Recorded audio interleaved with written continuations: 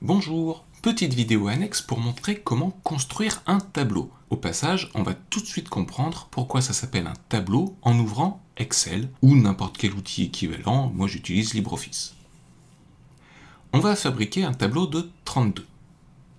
Sur la première ligne, j'écris juste le numéro du tour, donc on commence à 32, ensuite on divise par 2, puisqu'on élimine la moitié des participants à chaque tour, donc T16, puis T8, T4, ça c'est les demi-finales, T2 c'est la finale, et T1 c'est le vainqueur.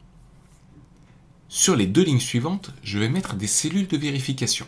Sur la première ligne, je fais la somme des entiers de 1 à 32 pour le tableau de 32, de 1 à 16 pour le tableau de 16, etc. Avec la formule de Gauss, c'est tout simple.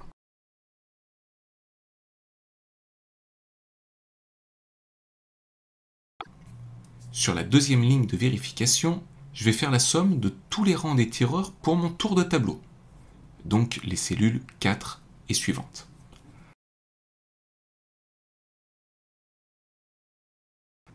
À la fin, les lignes 2 et 3 doivent être égales.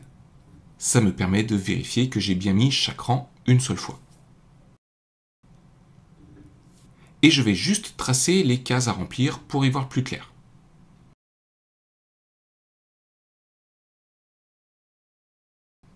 Et aussi mettre un peu de couleur pour bien distinguer chaque match. On a fini les préparatifs, on commence à remplir le tableau. Et je commence à partir du vainqueur. Il est tout seul, donc il a le rang 1. Mes cellules H2 et H4 sont égales, c'est bon. En finale, T2, le premier a rencontré le deuxième, donc je mets 1 et 2, j'ai encore bon. En demi-finale, le premier et le deuxième sont à chaque extrémité, et le premier a rencontré le dernier, donc le quatrième. Il me reste une seule case à remplir, c'est le match du deuxième contre le troisième, j'ai encore bon. En T8, ça devient plus intéressant. Je mets encore 1 et 2 aux extrémités. Je mets le 3 le plus loin possible du 2, mais de son côté du tableau, puisqu'il se rencontre au tour suivant, donc ici. Le 4, je le mets dans la moitié de tableau du premier, et le plus loin possible, parce que c'est le mieux classé, après le premier évidemment, dans cette partie du tableau. Et souvenez-vous, on s'arrange pour que les plus forts se rencontrent à la fin. On a rempli la moitié des matchs, maintenant c'est facile. Je prends les rangs dans l'autre sens, pour qu'à la fin, le dernier du tour rencontre le premier, donc 8 tire avec 1, 7 avec 2, 6 avec 3 et 4 avec 5. En T16, on commence à mieux voir. Je prends le match du tour suivant et j'écarte les tireurs pour laisser 2 places au milieu. Donc 1 et 8 sont comme ça, 5 et 4 sont comme ça, 3 et 6 comme ça, et 7 et 2 comme ça. Et comme tout à l'heure, je prends le reste du classement dans l'ordre inverse, et je mets le mieux classé en face. Donc, le dernier du classement en T16, c'est le 16e, je le mets en face du mieux classé disponible, donc le premier. Après, c'est le 15e que je mets en face du mieux classé disponible, donc le deuxième, et ainsi de suite.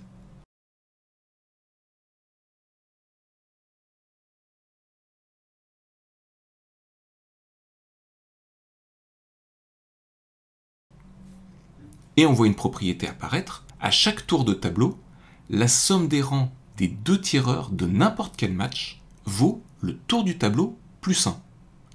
Le premier contre le 16e en T16, ça fait 17. Le 12e contre le 5e, ça fait aussi 17. C'est assez facile à démontrer en partant du principe que le premier du tour affronte le dernier du tour. On peut aussi utiliser cette propriété pour remplir la suite.